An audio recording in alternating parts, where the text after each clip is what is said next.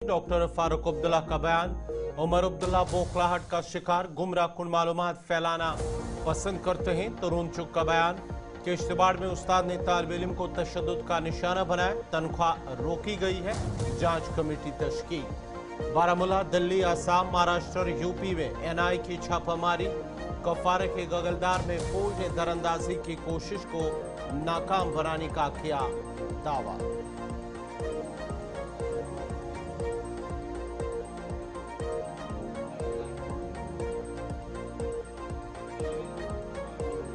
और पेश खबरों की तफसील। आईसी सेंटर फॉर गवर्नेंस के ज़ेरे एहतमाम गवर्नेंस पर सरदार पटेल के लेक्चर में वज़ीर ख़ारजा जयशंकर ने कहा कि सरदार पटेल ने अक़वाम मुत्तहिदा जाने की मुखालफत की थी। जम्मू कश्मीर के हवाले से उन्होंने कहा कि हैदराबाद जूनागढ़ के मामले में भी उसकी मुखालफत की गई थी। जम्मू कश्मीर मामले में उन्होंने कहा है कि अक़वाम मुत्तहिदा में ले जाने के बजाय उन्होंने कहा है कि पाकिस्तान के साथ बराह रास्त इससे निमटना बेहतर था। उन्होंने कहा है कि भारत हर पड़ोसी के साथ अच्छे ताल्लुकात का ख्वाहा है, लेकिन सरहद पार मिलिटेंसी को नजरअंदाज नहीं किया जा सकता।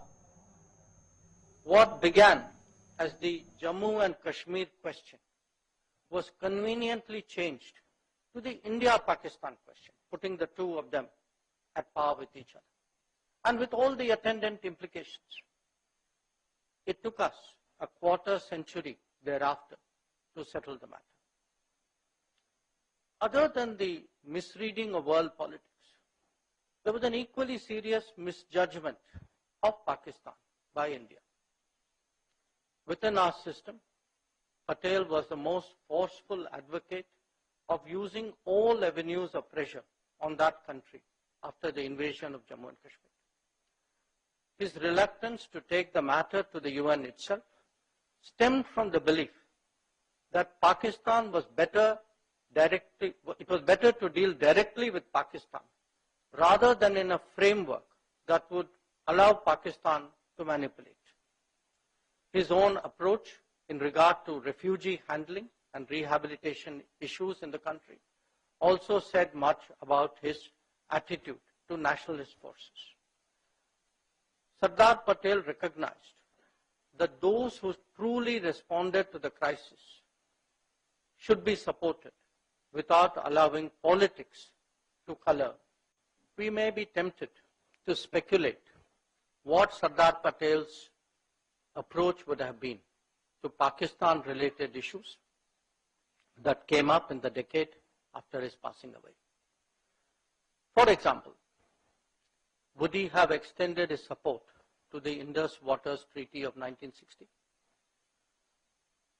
Or dismissed it like the then Prime Minister as an issue just about a pail full of water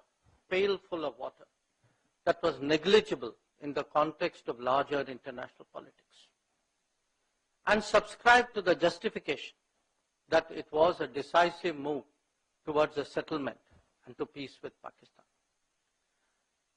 An understanding of the Sardar's life, policies and actions should allow all of us to come up with our own answers. Like any neighbor, India would certainly like to have good relations with Pakistan. But that cannot happen by overlooking cross-border terrorism and indulging in wishful thinking. As the Sardar demonstrated, realism must be the foundation for policy. India's relationship with China is similarly an issue on which the Sardar Patel's instincts are on record. And they differed. वज़ीर ख़ारजा जयशंकर की पाकिस्तान में Shanghai ताउन तंजीम के सरबराह इजलास में शिरकत करने पर नेशनल कॉन्फ्रेंस के सदर डॉक्टर फारूक अब्दुल्ला ने कहा कि ये अच्छी बात है कि एस जयशंकर एससीओ समिट के लिए पाकिस्तान जा रहे हैं। उन्होंने कहा है कि उन्हें लगता है कि वो शंघाई ताउन तंजीम इजलास के अलावा भी बातचीत करेंगे कि उन दोनों ममालिक के दरमियान अमन कैसे लाया जाए। फारूक अब्दुल्ला ने कहा कि बातचीत से ही कामयाबी मिलती है और हर मसाइल का हल बातचीत पर ही मुज़मिन है।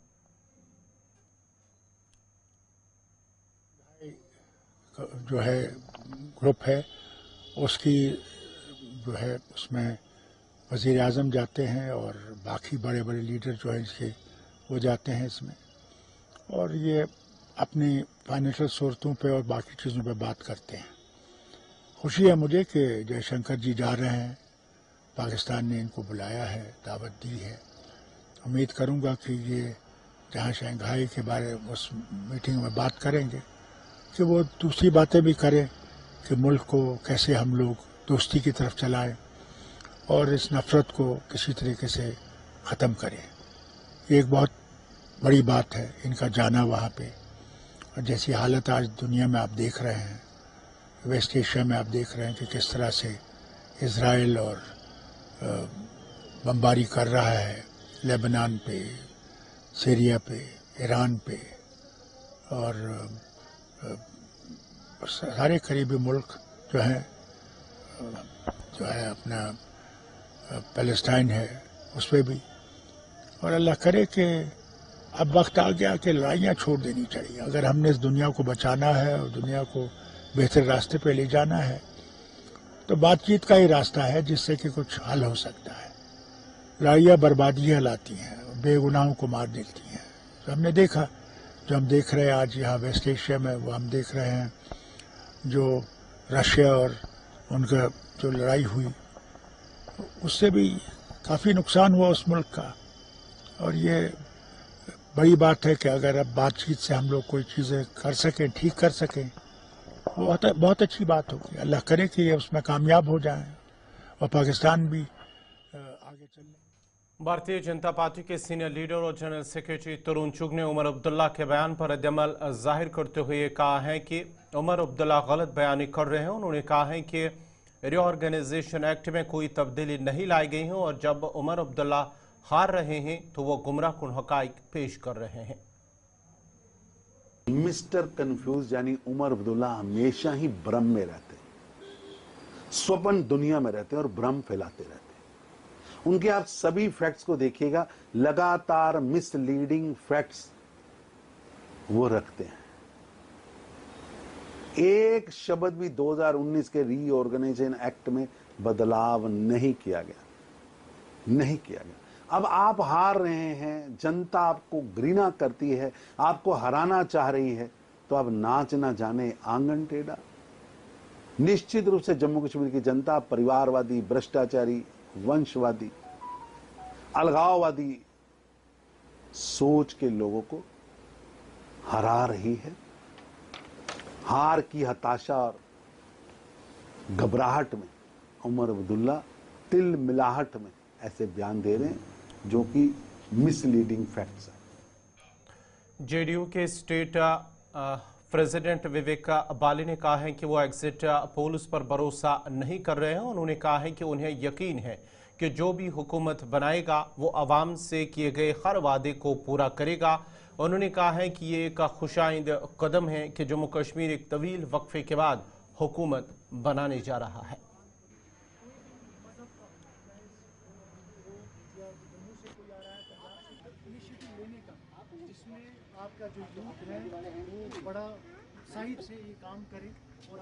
देखिए, ये जो इस टाइम की बात है, ये टाइम जो सरकार बनेगी वो लोगों की सरकार बनेगी। उनके जो चुने हुए नुमाइंदे रहेंगे, उन्होंने जिनको वोट दिया है और जो लोग आने वाले टाइम में चुन के आएंगे वो आज अपनी सरकार बनाएंगे। ये जो सरकार बनेगी लोगों की सरकार बनेगी और हम ये पूरी उम्मीद करते हैं। हम नहीं मानते एग्जिट पोल क्या कहता है, किस तरह से कहता है। तो आपने देखा होगा पहले भी देश भर में जब मोदी साहब की लहर थी 400 की पार, उन्होंने कहा था, आपको तो पता ही होगा कि कौन से नतीजे उस टाइम निकले थे। लेकिन फिर हम एक बार कहते हैं ये जो सरकार बनेगी ये टाइम लोगों की सरकार, चुनी हुई सरकार बनेगी। हम पूरी उम्मीद करते हैं। अभी कुछ टाइम ही बाकी है, 8 तारीख को फैसला हम सबके सामने होगा। देखिए 10 साल हो गए हैं यहाँ पे कोई सरकार नहीं है। यहाँ के लोग कितने परेशान हैं, ना कि देखिए जैसे कि गवर्नमेंट ने बड़े दावे किए थे, हर जल योजना का जो तहत इन्होंने पानी के तहत हर घर तक पहुँचने की दावे किए थे, जो कि अभी भी लोग पानी से जो बेसिक एक नीड है वो पानी तक नहीं पहुंच पाया है लोगों तक। और रोड की बात देखिए कितने खस्ता हालात है रोड के। तो लेकिन आज जम्मू कश्मीर में हम खैर मकदम करते हैं गवर्नमेंट का और इलेक्शन कमीशन ऑफ इंडिया का, जिन्होंने सरकार ने एक मुहिम छेड़ी है कि हम इलेक्शन करवाए हैं। तो बड़े हम वेलकम करते हैं उनका, इलेक्शन कमीशन ऑफ इंडिया का, जिन्होंने सरकार कराया। और लोग भी तहे दिल से एक उत्सव की तरह देख रहे हैं, जिन्होंने इतना पार्टिसिपेशन किया, इतने लोग इलेक्शन में इन्होंने पार्टिसिपेट किया है। तो अब देखिए आने वाले टाइम में सरकार लोगों की होगी और हम खैर मकदम करते हैं।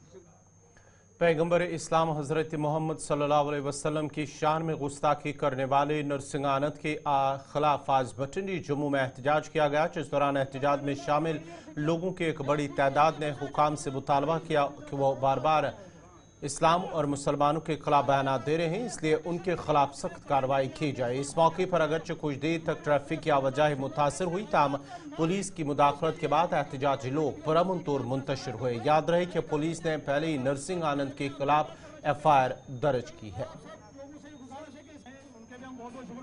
सर, जब कोई गलत आदमी या जब कोई इस तरह का आदमी जो कि किसी भी मजहब से ताल्लुक़ रखता है, वो किसी के खिलाफ कोई बात सोशल मीडिया पे कहता है तो उसे कोई कुछ नहीं कहता, उसे पकड़ा नहीं जाता। मगर जब कोई मुसलमान एक मैसेज कर देता है तो उसे क्यों पकड़ा जाता है, उसे क्यों निशाना बनाया जाता है? इसका मतलब यहाँ हिंदुस्तान में धर्म की लड़ाई हो रही है।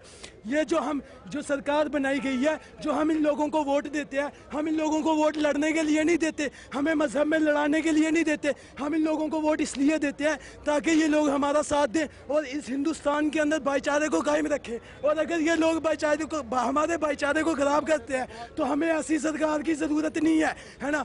हम अगर जो हमारा साथ दे सकता है और जो हमारे साथ खड़ा हो सकता है वो आए। क्या कहना चाहेंगे? हम उसको इसके लिए ये कहना चाहेंगे, उसने पहले भी हमारे नबी के खिलाफ बहुत कुछ बोला है और उनकी शान में गुस्ताखी की है। और देखो, अगर मैं कोई गलती करता हूं तो कोई मेरे माँ बाप को कह सकता है, मुझे कह सकता है, मगर मेरे मजहब पे उंगली नहीं उठा सकता। अगर नरसिंह आनंद की किसी मुसलमान के साथ लड़ाई है तो वो उस मुसलमान को बोले, सारे मुसलमानों को बीच में ना घसीटे और हमारे नबी, हमारे कुरान, हमारे मजहब, हमारे अल्लाह के बारे में कोई ना बोले। सर, असल में इस प्रोटेस्ट का रीज़न जो है वो ये है कि नरसिंह आनंद नामी एक आतंकवादी जो इस मुल्क के अंदर रह रहा है, वो पिछले कई सालों से जो है प्रॉफिट मोहम्मद सल्लल्लाहु अलैहि वसल्लम की ज़ात को जो है टारगेट कर रहा है। और ये इतना हज़ारों का जो प्रोटेस्ट था ये इसलिए निकाला गया। हमने अपनी हुकूमती इदारे जो यहाँ के हैं हमारे जम्मू के, उनको भी जो है FIR दर्ज करा दी और साथ में हमने ये पैगाम दे दिया कि हमें मजबूर ना किया जाए कि बार बार रोडों पे निकलने के लिए। हुकूमत वक्त इसके ऊपर अच्छा सिकंजा कसे और इसको जो है जेल में डाले हमेशा हमेशा के लिए। इस तरह से पहले कई बार हो चुका है। इसी तरह से कई जो है लोगों ने मतलब दुश्मन अनासिर जो हमारे मुल्क के दुश्मन हैं, जो अमन व अमान को ख़त्म करना चाहते हैं, वो इस मुल्क को तबाह करने की रोज़ाना कोशिश कर रहे हैं। एक दिन उनको जेल में डाला जाता है, दूसरे दिन निकाल लिया जाता है। कहीं ना कहीं इसके पीछे बड़ी बड़ी ताकतें हैं। लेकिन सुन लो, मैं हर किसी को आपके ज़रिए से पैगाम देना चाहूँगा कि हर कोई ये सुन ले, पूरे दुनिया ये हमारी आवाज़ को सुन ले। अगर प्रॉफिट मोहम्मद को टारगेट किया गया तो उन्हें हमारे सीनों से होकर गुजरना पड़ेगा। याद रखना, हम अपने प्रॉफिट मोहम्मद से अपनी जान से ज़्यादा प्यार करते हैं, ये मत भूलना। अभी हम अपने मुल्क के कॉन्स्टिट्यूशन को सामने रखते हैं, इसलिए हम खामोश हैं। हम कॉन्स्टिट्यूशन का एहतराम करते हैं, अपने मुल्क के मतलब आइन को हम हमेशा जो है बरकरार रखना चाहते, इसलिए हम कोई भी ऐसा कदम नहीं उठाते जिससे मुल्क का अमन ख़राब हो। यहीं पे ये पैगाम है, हर कोई किसी भी कम्युनिटी से हो, हिंदू हो, सिख हो, ईसाई हो, मुस्लिम हो, हर किसी को चाहिए ऐसे मसले पर वो रोड पे आए, हमारा साथ दे। आज भी यहाँ पे हर कम्युनिटी के लोग हमारे साथ थे जिन्होंने ये पैगाम दिया कि हम आज भी एकता को जिंदा रखेंगे और इंशाल्लाह आइंदा भी रखेंगे। और ये पैगाम है हर किसी के लिए कि इस चीज़ के लिए जो है हर कोई निकले। ये हमारे मुल्क का कॉन्स्टिट्यूशन इस वक्त जो है खतरे में है, क्योंकि इस तरह के लोग आए रोज़ आ रहे हैं। इसको जेल में डाला जाए, वगरना अगर इस तरह से चलता रहा तो यकीन माने कि इस मुल्क का अमन जो है जल्द ख़त्म हो जाएगा। ठीक है, आप अपने घर जाइए, आराम से पीसफुल तरीके से जाइए। जो जम्मू एंड कश्मीर का इतिहास है, जो भाईचारा यहाँ पे सदियों से चल रहा है, वो महफूज रखना है, हम सब ने रखना है और उसमें आप सबका बहुत बड़ा ताउन चाहिए हमें। आप सब से ये गुजारिश है कि जज्बात में आके कोई भी ऐसा कमेंट या कोई भी ऐसी वीडियो सोशल मीडिया पे मत चढ़ाइएगा जिससे जो है जो दूसरी कम्युनिटी या दूसरे रिलीजन के सेंटिमेंट्स हर्ट हो। आप सबसे यही गुजारिश है, आप सब समझदार हैं, पढ़े लिखे हैं, आप आराम से अपने घर जाइए। आपके जो भी पॉइंट्स थे वो वेल नोटेड हो चुके हैं, बहुत हो चुके हैं। नाजरीन, खबरनामा जारी रहेगा, यहाँ पे छोटा सा तिजारती वक्फा। का सीजन उरूज पर है और शुमाली कश्मीर के सोपोर में एशिया की दूसरी सबसे बड़ी फ्रूट मंडी से फलों के डिब्बे से जो ट्रक हैं वो मुल्क की दीगर रियासतों लदे ट्रकों की एक अच्छी खासी तादाद रोज़ाना की बुनियाद पर मंडी से मुल्क भर की मुख्तलिफ फ्रूट मंडियों को रवाना हो रही हैं। इस कारोबार से वाबस्ता लोग पुरुम्मीद है कि मौजूदा सीजन में उन्हें इत्मीनान बख्श नरख मिलेंगे, लेकिन मुल्क में इस वक्त गैर मुल्की सेबों को दरामद किया जा रहा है, जिसकी वजह से जम्मू कश्मीर खासकर वादी कश्मीर के सेबों को नुकसान हो रहा है। लिहाजा इसकी रोकथाम के लिए इकदाम किए जाने चाहिए। सोपोर फ्रूट मंडी के सदर फयाज अहमद मलिक ने कहा है कि मार्केट में गैर मुल्की सेब दस्तियाब हैं, इसलिए कश्मीरी सेब की कीमतों में भारी गिरावट आई है। उन्होंने कहा है कि 70% लोग बिलवास्ता या बिलावास्ता इस सन्नत से वाबस्ता है और सैकड़ों पढ़े लिखे बेरोजगार नौजवान फलों के कारोबार से अपनी रोजी रोटी कमा रहे हैं। उन्होंने मार्केट इंटरवेंशन स्कीम मुतारिफ कराने के अलावा KCC कर्जे माफ करने और फसलों की बीमा स्कीम के निफाज का मुतालबा किया है। जैसे आप देख रहे हैं सोपोर मंडी में जो सेकंड लार्जेस्ट फ्रूट मंडी है एशिया में, और शुक्र है ऊपर वाले का कि इस साल सीज़न अच्छा था, माल भी साफ था, लेकिन बदकिस्मती से रेट डाउन चल रहे हैं। उसकी वजह है कि इम्पोर्टेड माल जो ईरानी माल शुरू हो चुका है, क्योंकि इम्पोर्ट ड्यूटी उस पर कम है। गवर्नमेंट को इस बारे में सोचना चाहिए और इम्पोर्ट ड्यूटी जो बाहर का माल आता है उस पर इम्पोर्ट ड्यूटी बढ़नी चाहिए, ताकि यहाँ का जो हिंदुस्तान हमारा इतना बड़ा मुल्क है और यहाँ के किसान खासकर जो कश्मीर से हो, हिमाचल से हो, उत्तरांचल से, उनको बेनिफिट मिलना चाहिए। गवर्नमेंट को इस बारे में सोचना चाहिए, जो भी इम्पोर्ट ड्यूटी उस माल पे ज़्यादा लगनी चाहिए ताकि यहाँ के ग्रोवर्स को फ़ायदा मिल सके, लेकिन गवर्नमेंट ऐसा नहीं करती है।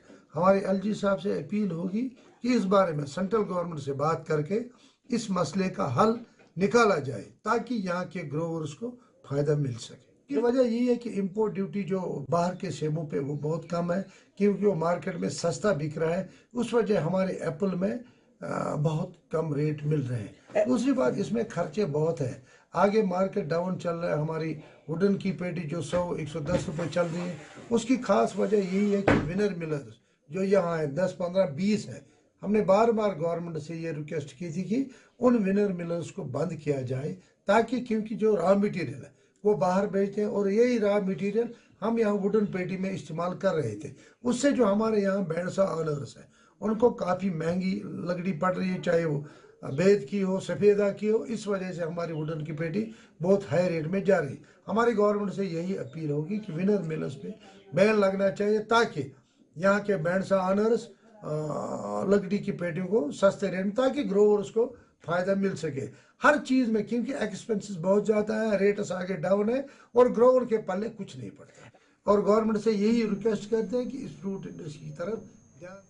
जनूबी कश्मीर पुलवामा के सरनो इलाके में ख़वातीन के लिए 100 बिस्तरों पर मुश्तमिल मैटरनिटी अस्पताल की तामीर शायद अब ख्वाब ही रहेगा, क्योंकि अस्पताल के लिए जो ज़मीन मुख्तस की गई थी वहाँ अब हुक्काम ने यूथ लाइब्रेरी की तामीर शुरू कर दिया है, जिस पर मकामी लोगों ने बरहमी का इजहार करते हुए इंतज़ामिया से पहले से निशानदेही की गई ज़मीन पर मैटरनिटी अस्पताल की तामीर की अपील की है। इलाके के लोगों का कहना है कि अस्पताल के लिए 4 साल कबल इलाके में 112 कनाल अराजी की निशानदेही की गई हैं, जो उसके बाद उस वक्त के ज़िला तरक्याती कमिश्नर पुलवामा राघव लंगर ने 2019 में ख़वातीन के लिए 100 बिस्तरों वाले अस्पताल का संग बुनियाद भी रखा था। ताहम 4 साल गुजरने के बावजूद इस अस्पताल के मंसूबे को छोड़कर अब यूथ लाइब्रेरी की तामीर शुरू कर दी गई है। उन्होंने कहा है कि अस्पताल की तामीर की मनसूबाबंदी और इसका संग बुनियाद डालने के वक्त शुपियान और ज़िला पुलवामा के अवाम में खुशी की लहर दौड़ गई थी। ताहम मनसूबा खटाई में पड़ने से जनूबी अजला के लोग काफ़ी मायूसी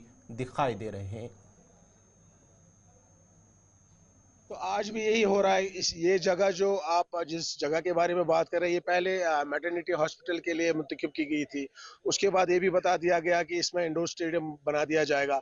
अगर मैटरनिटी हॉस्पिटल या इंडोर स्टेडियम बना दिया जाता तो उससे आम माशिश को फ़ायदा पहुंच सकता था। जैसे मैटरनिटी हॉस्पिटल के कायम होने से अपनी जो मस्तूरात है, अपनी बहनें हैं, उनको वहाँ पे इलाज मुआवजा हो सकता था। बड़ा चंक ऑफ लैंड था, इसको हम यूटिलाइज कर सकते थे पुलवामा की तरक्की के लिए, पुलवामा की बहबूदी के लिए।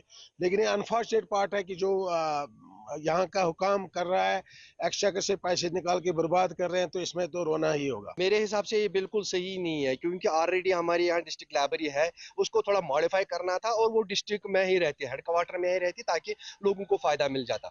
आज उन्होंने उसको शिफ्ट करके सुन्नी में लेके गए, वो सिर्फ जमीन को बिजी करना है और कुछ नहीं। वहाँ ऑलरेडी 2-3 प्रोजेक्ट के बारे में बात चल रही थी, एक था मैटरनिटी हॉस्पिटल, दूसरा था इंडोर स्टेडियम। मेरे मानना यह है कि इंडोर स्टेडियम और मैटरनिटी का हॉस्पिटल का जो प्रोजेक्ट था, वो मेरे हिसाब से 3-4 डिस्ट्रिक्ट को फायदा पहुंचाने वाला था और उसी पे काम होना भी चाहिए था।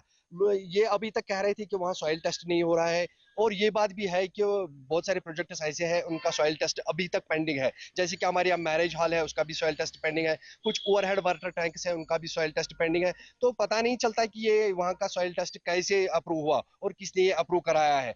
और वहाँ पे ये डिस्ट्रिक्ट लाइब्रेरी ले जाना मेरे हिसाब से सही डिसीजन नहीं है। वहाँ पे सही था कि अगर वहाँ मैटरनिटी हॉस्पिटल बन जाता, कि अगर वहाँ इंडोर स्टेडियम बन जाता, ताकि बहुत सारे लोगों को फायदा मिलता और मार्केट के भी अंदेशा था कि मार्केट बढ़ जाता और वहाँ पे भी लोग जो थे उनको भी अनपावर हो जाती है और इकोनॉमी उनकी बूस्ट भी हो जाती है। सरनू में यूथ लाइब्रेरी बन रही है, उसमें बाज़ाब्ता सॉइल टेस्ट हुआ है, मैं आपको वो आपके साथ शेयर भी कर सकता हूँ। सॉइल टेस्ट हुआ है 2013 अप्रैल 2023 में हुआ है, तो उसका रिपोर्ट फिजिबल आया है। उसके रिपोर्ट आने के बाद ही हमने काम शुरू किया है। जहाँ तक आपने ये बात की कि उसमें लोगों का कुछ खदशा है कि उसमें ये सॉइल टेस्टिंग हुई है, ये बेसिकली बेबुनियाद अफवाह है, इसमें कोई हकीकत नहीं है। बाज़ाब्ता रिपोर्ट आई है, हमारे पास बाज़ाब्ता रिपोर्ट है, जो इन्वेस्टिगेशन हुई है अच्छे से हुई है और वो फिजिबल है। नाज़रीन, इसी के साथ ही उर्दू खबरनामा इख्ताम पज़ीर हुआ चाहता है। आप गुलिस्तान न्यूज़ देखते रहिए। गुलिस्तान न्यूज़ पर अगला बुलेटिन कश्मीर खबरनामा ज़हूर ओलाबी के साथ मुझे दीजिए इजाज़त। अल्लाह हाफ़िज़।